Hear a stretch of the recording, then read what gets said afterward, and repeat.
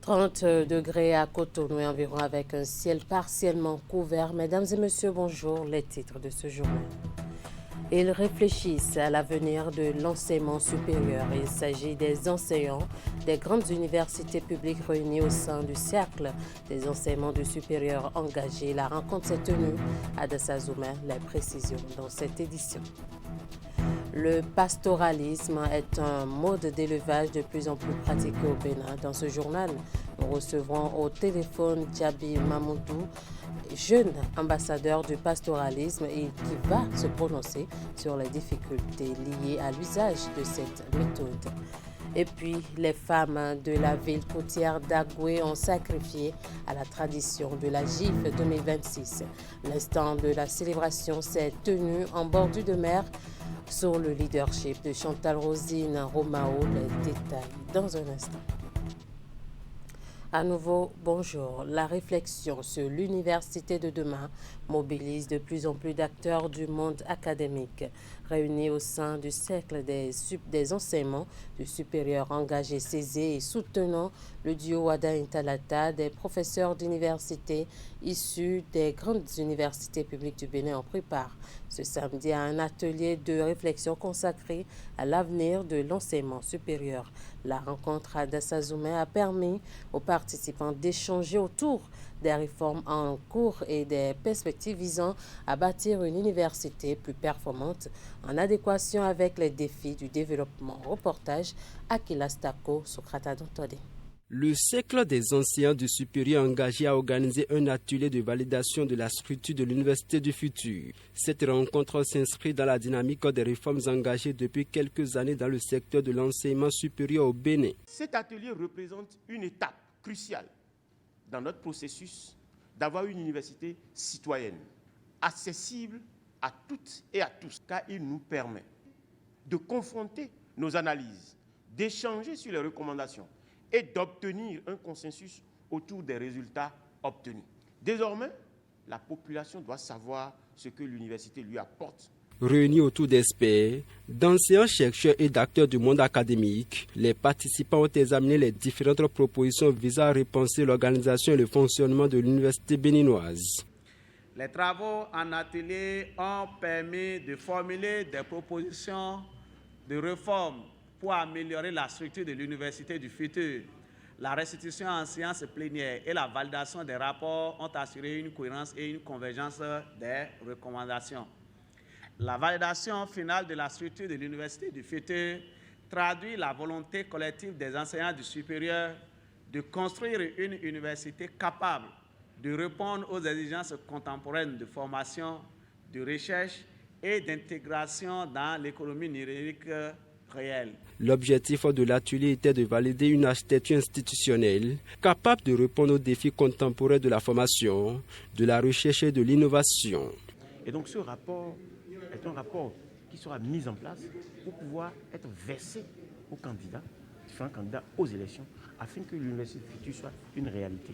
À l'issue de l'atelier, la structure proposée pour l'université du futur a été validée par les participants. Les conclusions issues des échanges devraient servir de base pour approfondir la réflexion et contribuer à l'élaboration des politiques publiques en matière d'enseignement supérieur. La population réagit déjà sur le contenu du projet de société du duo Wada Intalata à parcours entre espoir, adhésion et attentes concrètes. Nombreux sont les citoyens qui saluent une vision qu'ils jugent structurée et tournée vers le développement. Pour certains, ce projet apporte des réponses à des préoccupations majeures du quotidien, notamment en matière d'emploi, d'éducation et d'infrastructure. Mais au-delà de l'enthousiasme, les habitants de la cité des Kobourois restent également vigilants. Ils attendent des actes, des preuves concrètes et un engagement durable. Suivez plutôt. Je crois que ce projet est vraiment osé et venant d'un sachant, quelqu'un qui connaît déjà la maison, qui est resté proche du président Talon, je crois que c'est un bon projet qui pourra braquer les projecteurs au pays. Surtout le secteur de la santé où on ne sera pas obligé les années à venir à prendre de l'avion ou à aller à l'extérieur pour se soigner. On va se soigner au pays, utiliser les ressources du pays pour soigner les Béninois. Les premiers soins aussi seront faits directement. Donc je crois que c'est vraiment salutaire. Il a déjà touché le point culminant qui est la pauvreté. Et je pense que si aujourd'hui, Armel n'arrive pas à gagner son argent pour pouvoir faire valoir tous ses projets, c'est parce qu'il a des frères, c'est parce qu'il a des sœurs qu'il faut soutenir. Et si aujourd'hui mes frères et sœurs ont déjà un projet qui, avec son soutien, ils arrivent à les mettre en application, en œuvre, je pense que ça me permettra d'être autonome, ça me permettra de booster, de faire valoir mon économie pour autre chose, afin que je sois également un gagnant d'ici la fin de son mandat.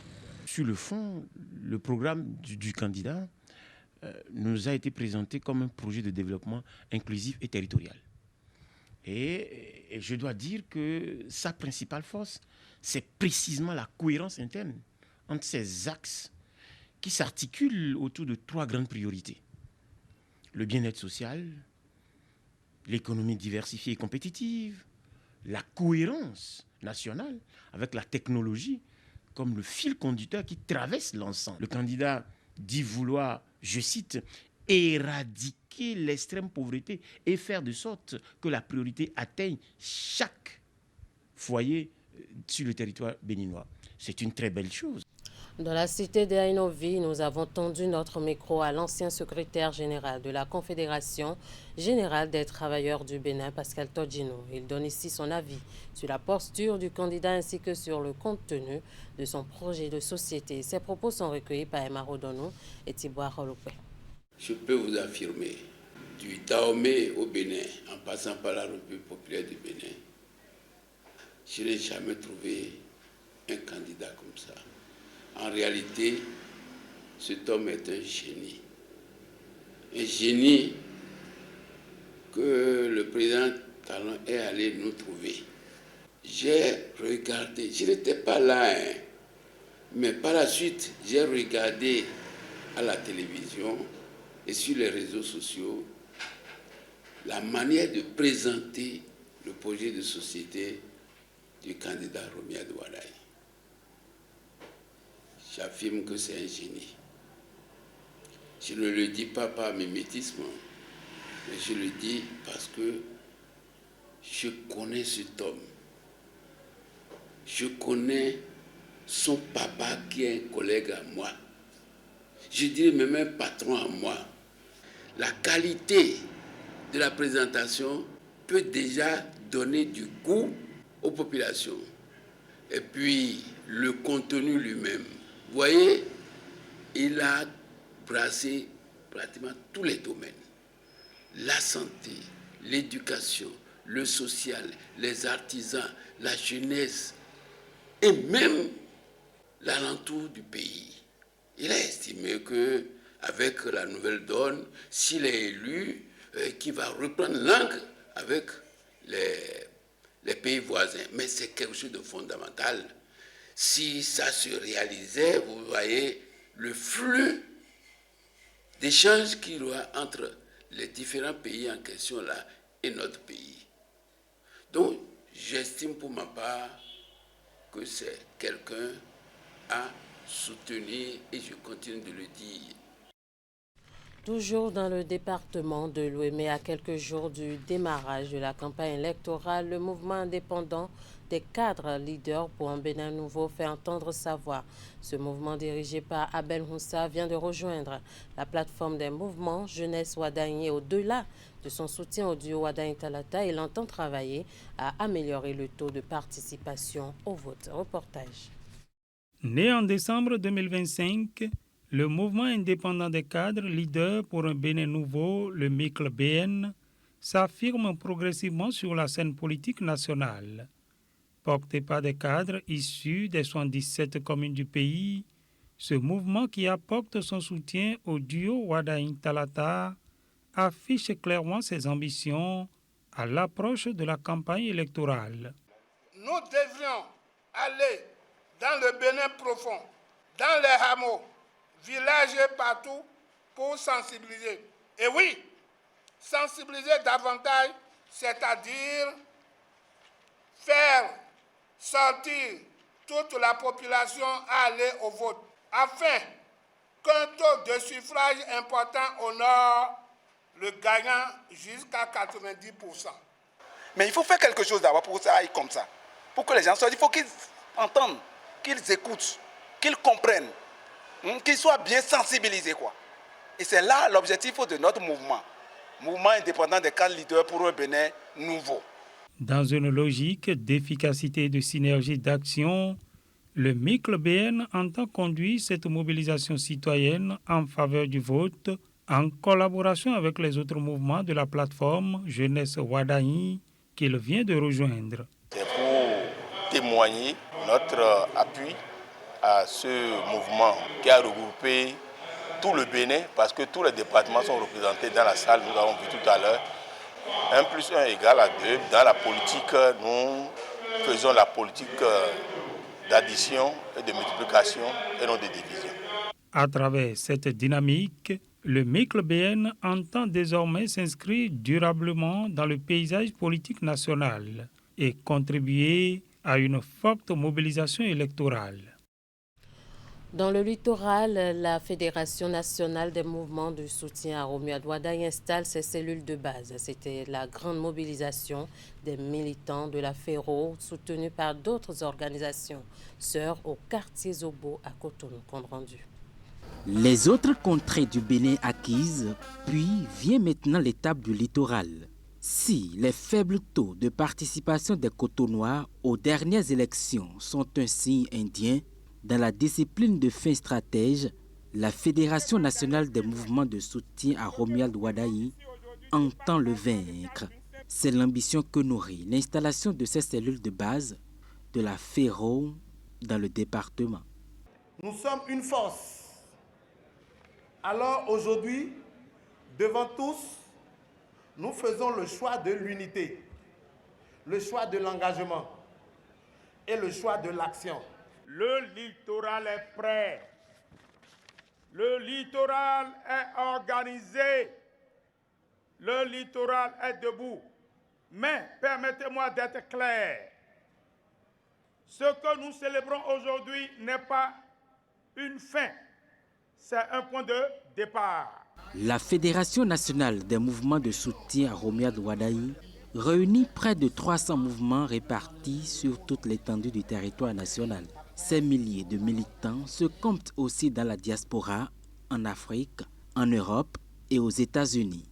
À ce rendez-vous, la FERO présente en détail aux populations les grands axes du projet de société du candidat de la majorité, tout en réaffirmant son engagement pour la concrétisation de ce rêve au Bénin. Nous achevons un maillage organisationnel puissant, structuré et prêt pour la mobilisation générale. Car derrière ces cellules de base, il y a une armée citoyenne, pacifique, prête à convaincre, prête à mobiliser, prête à gagner, tout simplement. L'étape du littoral est l'avant-dernière de la série d'installation des cellules de base de la Fédération. Oumaka, un arrondissement de la commune de Komé dans le département du Mono, rentre aussi dans la danse. Ici, tous les partis politiques de la mouvance ont uni leur voix pour dire oui à la candidature du duo Romuald Wadahi Mariam Thiaby Talata. C'est à la faveur d'une déclaration rendue publique le week-end écoulé. On va faire le point avec Narcisse Alossé.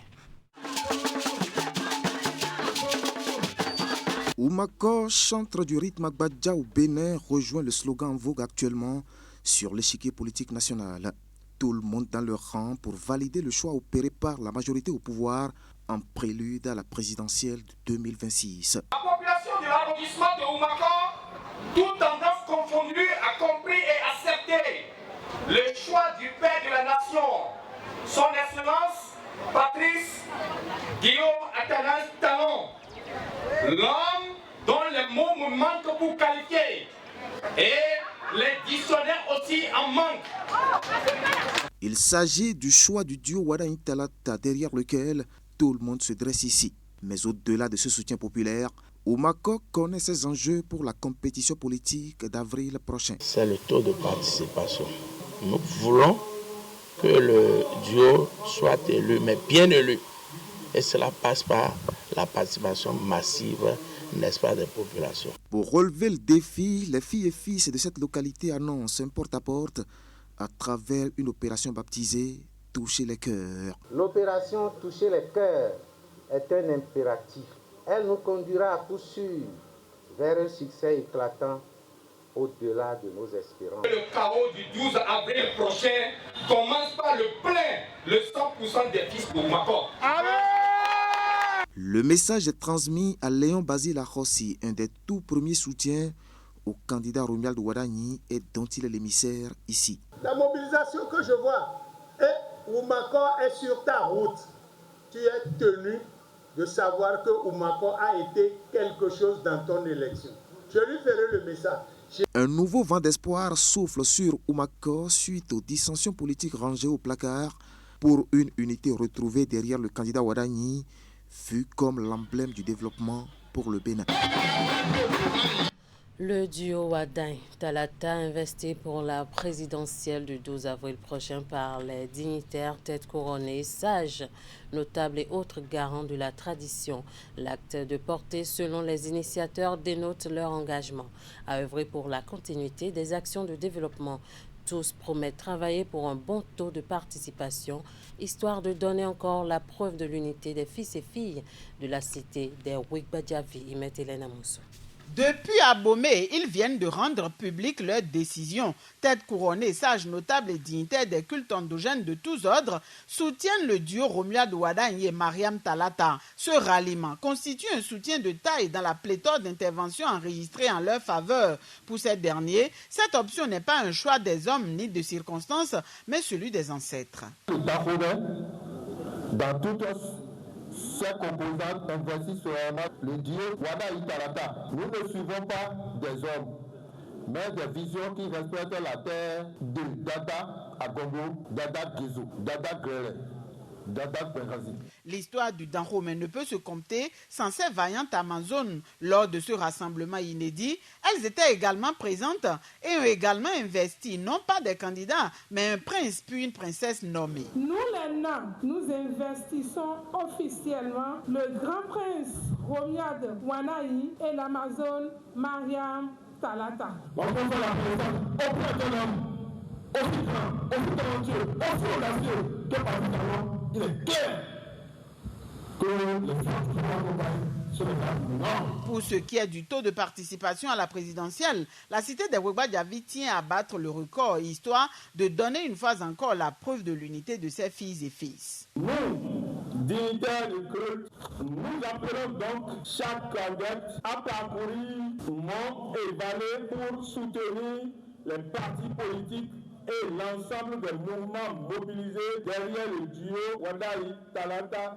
en vue de produire le meilleur taux de participation à l'élection présidentielle. C'est confirmé. Le duo Wadagni-Talata peut compter sur l'engagement de même que la détermination des filles et fils du Danjomé pour la bataille électorale qui s'annonce. Ils entendent farouchement mouiller le maillot pour l'atteinte des objectifs. Je l'annonçais en titre, on en parle souvent quand il y a des tensions, mais le pastoralisme, c'est avant tout la vie de milliers d'éleveurs qui parcourent nos terres pour nourrir le pays. Entre le manque d'eau, la réduction des pâturages et les nouveaux défis de la sédentarisation, comment se porte vraiment ce secteur aujourd'hui? Pour nous éclairer, nous sommes en ligne avec un passionné, Djabi Mamoudou. Il est jeune ambassadeur du pastoralisme. Monsieur Mamoudou, bonjour. Bonjour, monsieur le journaliste. Alors, dites-nous d'abord très simplement, c'est quoi le quotidien aujourd'hui d'un jeune éleveur au Bénin en 2026? Oui, bonjour et je vous dis merci également de me prendre en direct. Mais aujourd'hui, le secteur de l'élevage, ce n'est pas facile parce que nous sommes confrontés au changement climatique et par les raretés des pluies, le manque des herbes, le manque de l'eau d'abreuvement et autres au Bénin. Alors, la cohabitation entre agriculteurs et éleveurs reste un défi majeur pour la cohésion sociale.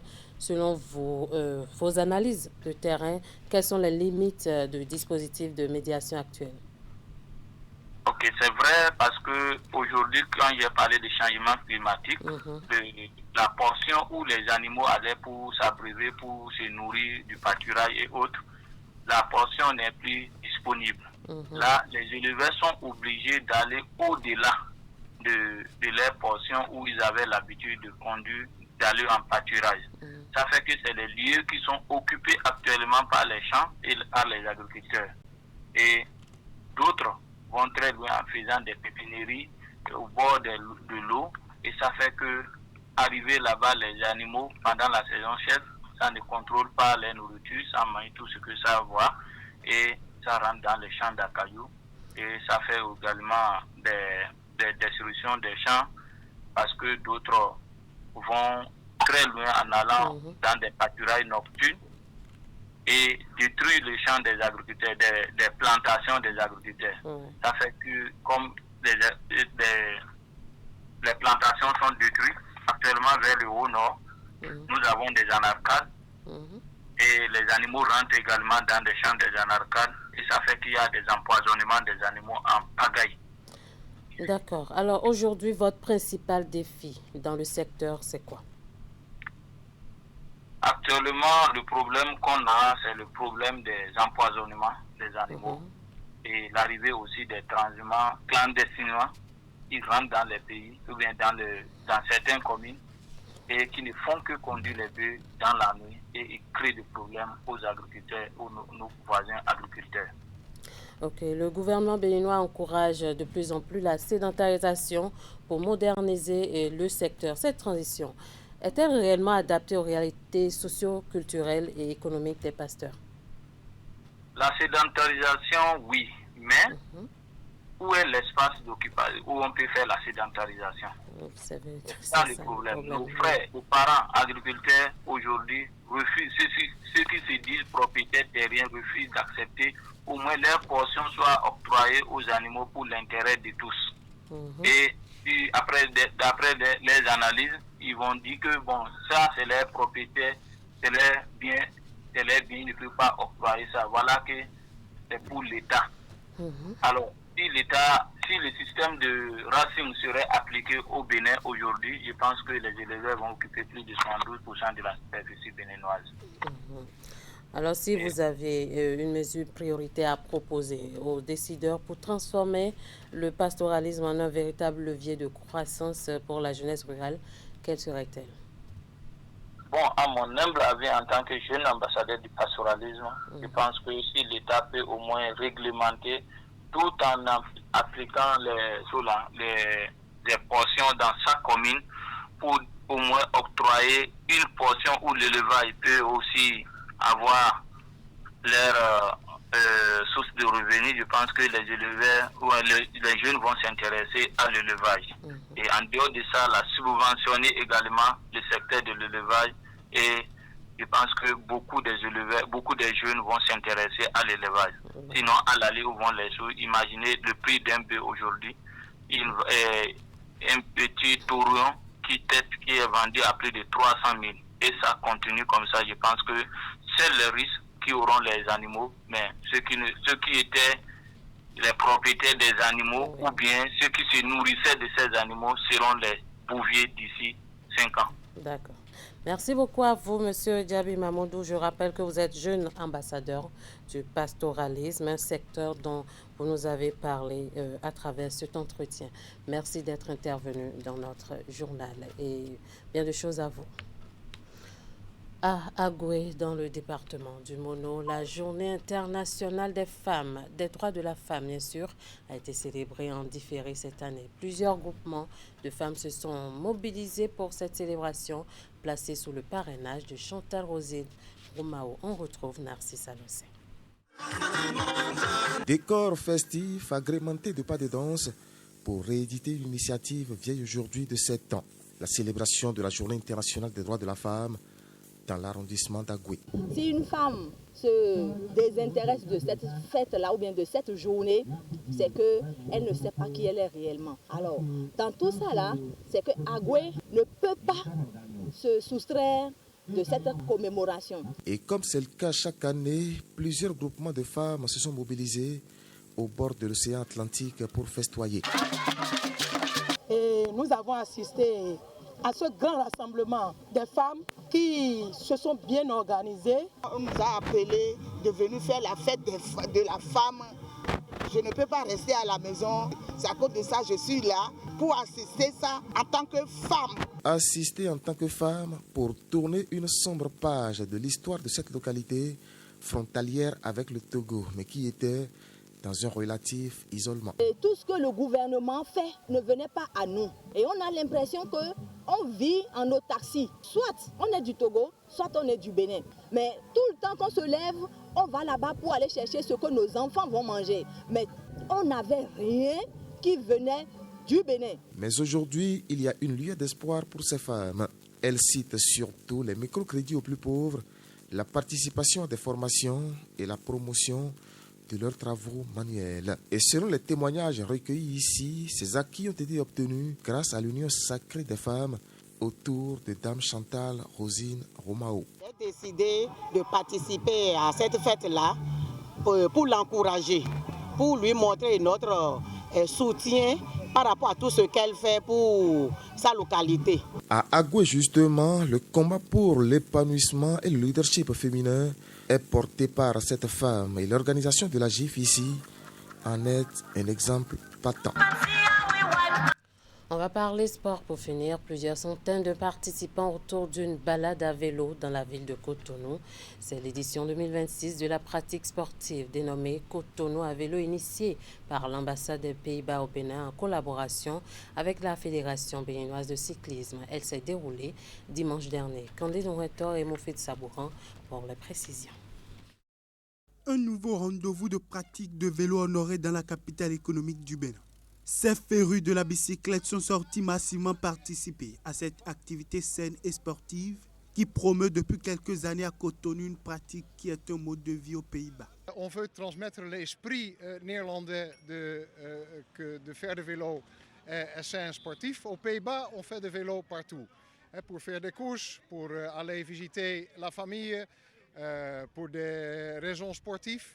On espère, avec cet événement, de transmettre cet esprit. C'est notre rôle de pouvoir accompagner chaque année l'ambassade néerlandaise, l'ambassade des Pays-Bas, pour organiser cette manifestation où nous avons de plus en plus du monde. Loin d'être une compétition de course à vélo, elle met donc en avant le partage de la culture cycliste des Pays-Bas et ses avantages sur la santé et le climat. Sur les routes bitumées, le long de la route des pêches, chacun de son côté est allé à son rythme en restant fidèle à la philosophie de l'initiative de l'ambassade des Pays-Bas. Durant environ 2 heures de temps, le peloton a parcouru les 20 km classiques de Cotonou à vélo du carrefour Fin-Pavé Fitrosset au carrefour Adunko pour un retour au point de départ. Ça fait du bien, c'est une belle initiative. Ça permet de redécouvrir la ville avec un autre moyen de transport. On devrait faire plus de sorties comme ça. Je trouve vraiment que c'est bien que tout le monde puisse faire du vélo. C'est toujours un plaisir d'y participer. C'est quand même challengeant, mais il y a du plaisir en roulant. Ça s'est bien passé. C'est encore mieux que celui de la dernière fois. Ils ont bien organisé avec les t-shirts et autres. À l'instar des autres éditions, Cotonou à vélo 2026 intervient à quelques semaines de la fête nationale des Pays-Bas et du Tour cycliste international du Bénin. Merci de nous avoir suivis. Merci à toute l'équipe de rédaction, de réalisation et de diffusion. Passez un très bel après-midi en compagnie des programmes de Canal 3 Bénin.